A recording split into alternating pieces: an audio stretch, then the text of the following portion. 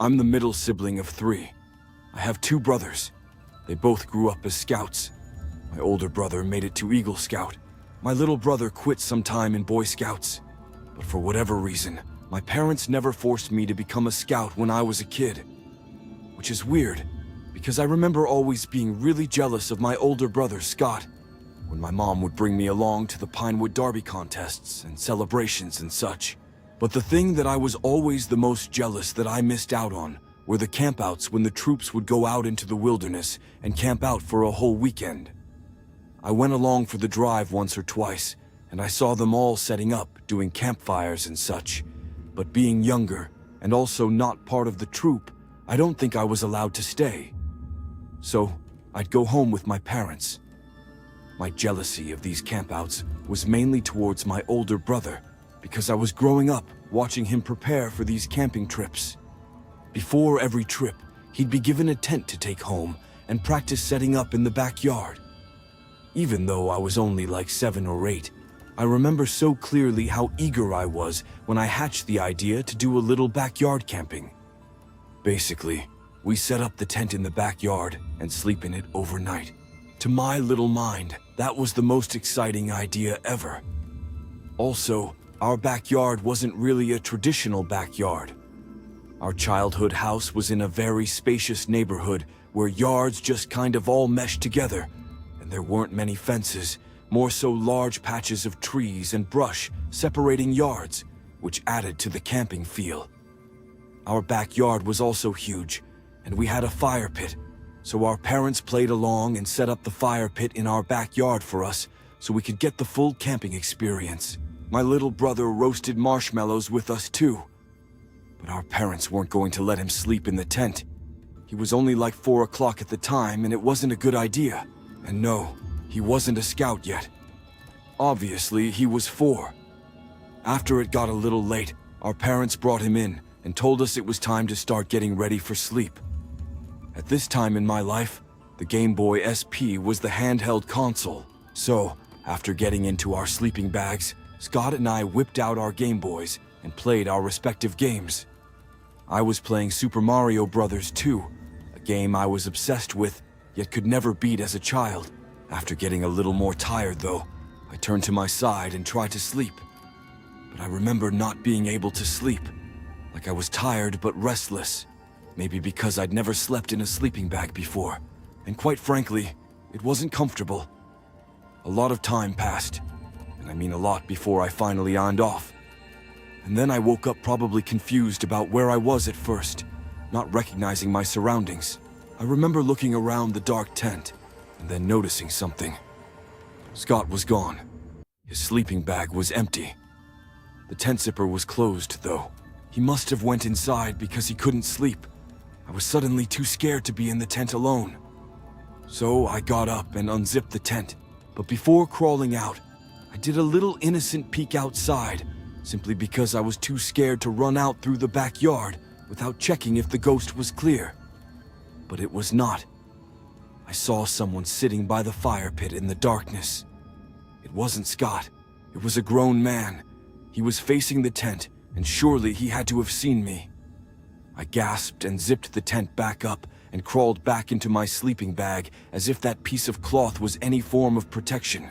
I stayed completely still inside my sleeping bag. The tent was almost completely dark, just a faint gray from the moonlight coming through the fabric.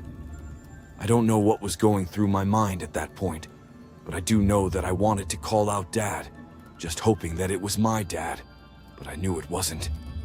I got a look at the man, even just briefly, and if it were my dad, he'd have acknowledged me poking my head out of the tent, and that's when I heard the chair by the fire pit shift. I was bricks, hoping the man didn't get up, and if he did, that he wasn't coming towards the tent, but I could see a shadow now on the other side of the tent, blocking some of the moonlight. He was right outside somehow. I thought if I didn't move, maybe he would think the tent was empty. Then I heard the zipper very slowly dragging downward. It only moved a few inches. The opening was small, but it was enough. I couldn't help it. I turned my head just slightly. There's a small gap at the bottom of most tents where the zipper doesn't fully seal. I I had never noticed it before that night. An eye was pressed against that gap, just one eye looking directly at me. I could see the white of it in the dark. I couldn't even scream at first, not for a few seconds at least, because I was paralyzed.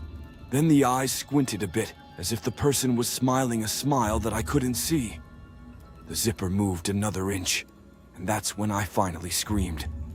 I scrambled backwards, kicking out of my sleeping bag, knocking into the tent poles.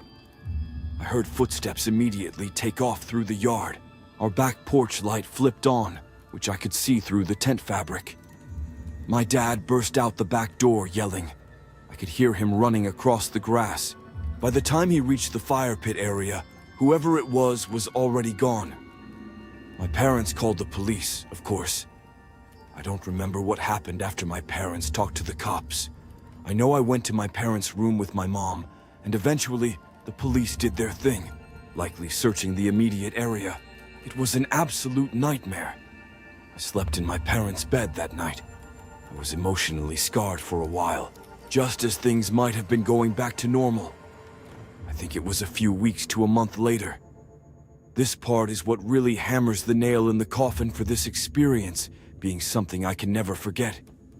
I went to Catholic school, and during lunch we'd have a short recess in the schoolyard which was all concrete.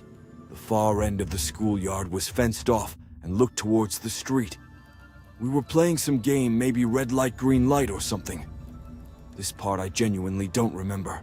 All I know is I had to run to the fence to be considered safe from whatever the threat in the game was. And while I was on the fence next to some other kids, mind you, a man says, "Hey," from the other side of the fence. I turn, and it's a man asking me for directions to some place I don't even remember. I said, "I don't know. We weren't even supposed to talk to strangers outside of the schoolyard." Then he said, "Your name's Chris, right?" And that moment is implanted in my brain. His voice, the look on his face, and my heart dropping. I said no, lying to him. He then smiled and said, "You don't remember me, do you?" And at this point, I ran towards one of the recess chaperones and pointed over at the fence, but the man was gone. One of the kids next to me told me he saw the man too. The recess ladies called the recess in short, and the school called my parents. I was sure it was that man from the backyard. I was taken home early that day. I know my parents were so sick and worried after this. It was a hellish month. We lived in such a nice area too, and to almost be chased out of the neighborhood because of this was just a nightmare. After months of me being under tight supervision from my parents, things went back to normal. I can't express enough though how much it still pains me in my chest thinking about how I could be dead today if that man had somehow successfully taken me. And it makes me sick wondering if he was ever successful in whatever he was trying to do with someone else. I grew up in Salem, Oregon, a quaint little small town feeling place. I moved out when I was 21, buying my first house about 50 miles out from Salem. I furnished my first house with a mix of stuff for my parents, their friends, and a bunch of stuff off online marketplaces and apps. I was driving a Ford Raptor at the time, so lugging stuff around was thankfully very easy. On Facebook Marketplace one day, I found a listing selling a bunch of good-looking stuff. The ones in the listing that caught my eye were this cream-colored sectional couch that looked pristine and this Cannondale brand mountain bike. I didn't have a bike at the time, and where my house is, having one is perfect for exercise. The other stuff on the listing didn't really interest me. The listing itself was just sort of a digital yard sale. I contacted the seller, and we did a little typical back and forth. He was pretty short and straight to the point with his answers, and surprisingly easy to negotiate. He agreed to a slightly lower price, and he said I could come pick this stuff up later that night. Days are long in Oregon in the summer, or here, so I'd still be showing up with some sunlight. I banked on having to do a couple trips to transport the sectional couch due to its size. I set out on my way to the house. The address was right on the coast. I checked the satellite view on the map just to confirm it was bringing me to a house, and it was. Based on the map, there was a long trail or driveway that veered off the road towards a huge open property with a big-looking house, and then in the backyard was a literal drop-off to the ocean. All I could think was, no wonder these people were selling all this stuff for so cheap. With that kind of money, I wondered why they weren't just giving it away.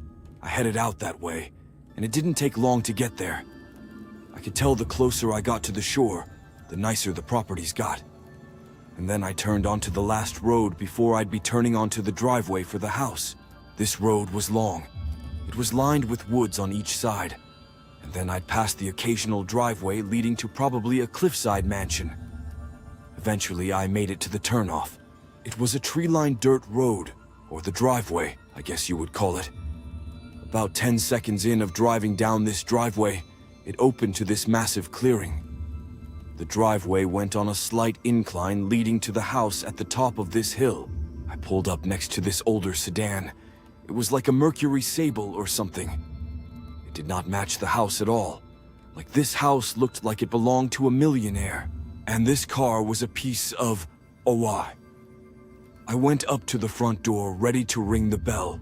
But there was a yellow post-it note on the front door, and it said on it, "Doorbell broken. Please use back door." Weird, because I could have just knocked, but I obeyed. As I walked down the front porch, I messaged the guy on Messenger that I arrived and was going around back. I walked around the side of the house, looking at each window as I passed, but the blinds all seemed to be closed. I got to the backyard, and it was crazy. It actually overlooked the Pacific Ocean. I walked up the back deck to go knock on the back door. It was a sliding glass door, but there was some kind of sliding blind that was closed, so I couldn't see inside. I knocked on the glass. I stood there for a minute, then knocked again. I looked down at my phone to see if he answered or read my message. Neither. I went to go sit on one of the chairs on the deck and spun it around to stare at the sunset and the view of the Pacific. It was a surreal view. I kept checking my Messenger app and following up with the guy, but he wasn't answering. I triple-checked that I had the right address, and I did. Plus, the note on the front door confirmed that. I decided if he was in the shower or occupied or something, I'd at least go walk over to the cliffside and get a picture of the view. I did just that. I walked down the deck, then down the seemingly freshly cut grass to the cliffside. Taking in the view, I daydreamed about one day being able to afford a place like this. I started walking back up to the house, but stopped maybe 3 steps in when I realized every single window now had their blinds open. And there was a person standing at each window, standing as still as statues. I didn't know if what I was looking at was some kind of prank or not. I walked a little closer, and the moment I said, "Nope, I've seen enough," was when I realized every single face was smiling. I honestly couldn't tell if they were mannequins or not. That's how still they were. I decided I just needed to get to the car. I did a light jog around the side of the house again, and that side window that I mentioned that also had its blind shut before was now too lifted. And there was someone at this window as well. I didn't know what was going on here, but I had to get out. As I got to the front, I got back in my car, and I didn't even look at the front windows. I didn't even want to know if there were people at these windows too. I reversed all the way down the driveway, and regrettably, I did at one point take a curious look ahead at the house. The front door was open, and there was a person standing on the front porch with his hands in his pockets, watching me drive away. It didn't matter. Everything about this was a red flag. I was out of there in a minute and down the road. The guy never opened or responded to my message still. I decided to turn into the closest neighbor's house driveway and knock on the door. They answered, and I explained the bizarre and disturbing situation I just encountered, and I pressed them about any info on their neighbor. The man who answered, who I'll call Tom, was shocked because he's close friends with the guy next door, and he said he's hardly ever in town, and that he wouldn't set up some kind of elaborate prank like that. He called his neighbor on the spot, and the guy picked up. Basically, the conversation went as follows from what I remember.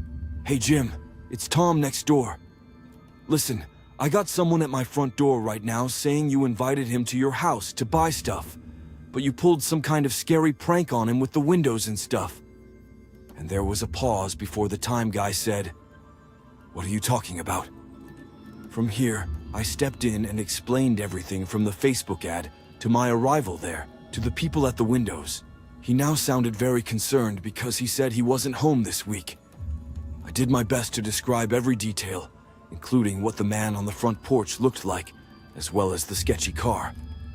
He asked me to take his number so he could contact me after the police investigated. After that, I left. I went home. I really didn't have it in me to commit 2 hours to some police investigation that didn't concern me, truth be told. But I did hear from the guy later that night. He called me and asked me to send him the Facebook listing, but it was removed. I did send him the details of the profile that I was messaging on the Messenger app, but it was now a blank profile. He thanked me for that and would give it to the police anyway. When I asked him what the cops found, he told me they found nothing stolen as far as he knew at that time, and that all the blinds were once again closed and there was no sedan in the driveway, but that all 3 doors in the house were unlocked. Now the scary part for me is the way they were all standing at the window, smiling, trying to scare me. And I have to wonder what use was I going to be of to them, and why did they want me in the backyard? Scary thoughts, honestly. I'm just glad I left when I did. I live with my parents in Murraysville, Pennsylvania. My parents were gone one weekend, so I decided I was going to have a bunch of people over in the backyard for a mini pool party. We have a pool house and an in-ground pool back there. It's perfect for parties, even though I rarely get a chance to throw anything. The rest of the backyard is a little bit of grass and then the woods behind the pool house. It's a very private backyard. Usually, you'll see what I mean soon. So, the little party I planned was for Saturday night. Earlier that day, I was setting up outside. It was a little cloudy out, but since it was going to be a night party, that didn't really matter. The woods behind the pool house are pretty big. They go at least half a mile back before they reach another backyard, so there should really be no one walking through them. It's also our property. There are no trails or any reason for anyone to be back there. I was bringing out folding tables for beer pong and refreshments and setting them up when I heard a cough come from the woods. It was clearly a slow throat-clearing kind of cough, like someone trying to get something out of their throat, and it was definitely a man. I froze with the table still in my hands. I just stood there listening. The wind was barely moving the leaves, so the sound carried really clearly. It came from just inside the tree line, not deep in the woods. Close enough that whoever made it could definitely see me. I slowly set the table down and looked out toward the trees. Confused is one word to use, but unsettled would be a better one. No one should be in those woods ever. I scanned the tree line and called out, "Who is that?" There was no answer, not even any movement. No footsteps or branches snapping or anything. That almost made it worse. If it was some random guy walking through, I should have heard him moving away. But it was just quiet. I got that feeling in my chest like I was being watched. Like someone was standing perfectly still, just behind a tree, staring at me. I stood there for maybe 20 seconds just listening.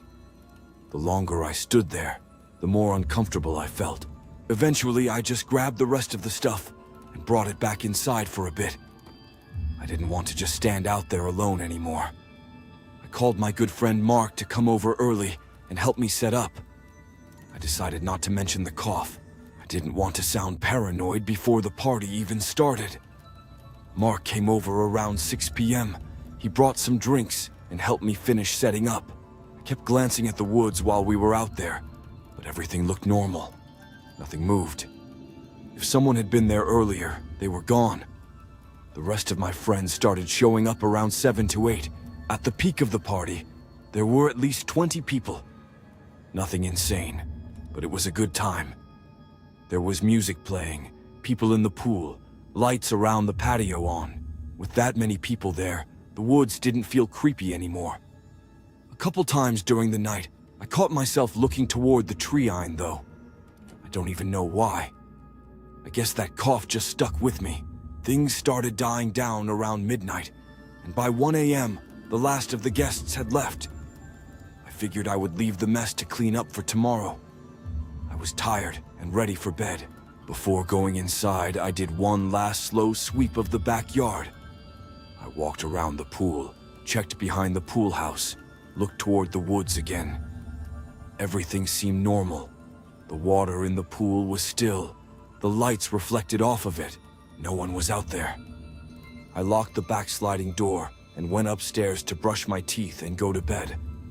I was in bed scrolling on my phone for maybe half an hour before putting it down. It probably took another half hour of laying there trying to sleep when I heard a splash. Not a small one, not like something falling in. It sounded exactly like someone jumping into the deep end. My eyes opened immediately. I held still, listening. A few seconds later, I heard the sound of someone swimming. Literal strokes through the water. My first thought was maybe someone from the party stayed behind as a joke, or they just woke up drunkenly. But I knew everyone who came. No one would do something like that.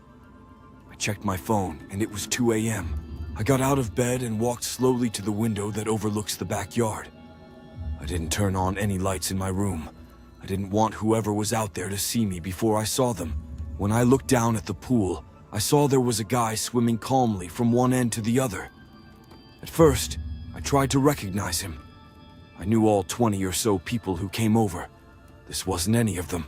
I leaned closer to the glass. The pool lights lit up his face just enough for me to know for sure. I'd never seen him before. I yelled out the window, "Who was that?" The swimming stopped immediately. He looked up slowly toward my window. Even from that distance, I could tell he wasn't confused or startled. He just stared up at me. Then he started moving toward the shallow end. He climbed out of the pool, and that's when I saw how tall he was. He stood there dripping wet for maybe 2 seconds, just looking toward the house. I expected him to run away. Instead, he started walking toward the sliding door, not running or hesitating, just walking fast and direct like he already knew where he was going, almost in a march. I yelled again, "Hey, who is that?" He didn't respond. I heard the sliding door downstairs open. I know I locked it. I'm positive I did, but I heard it slide open. Then it slid shut. I ran to my bedroom door and locked it. That's when I noticed how much my hands were shaking. I grabbed my phone and texted Mark asking him if he noticed anyone stay behind before leaving, but I didn't wait for a response. I immediately called 911. I whispered into the phone that there was an intruder in my house. I gave my address as quietly as I could. Then I heard the footsteps. They were slow, wet footsteps on hard wood. I could hear the slight stick of his feet lifting off the floor. He wasn't rushing, nor was he searching randomly. He was walking directly toward the stairs. Each step on the stairs creaked one at a time. He reached the top. The hallway floor outside my room creaked. He stopped right outside my bedroom door. I could hear water dripping onto the floor. Then the handle moved.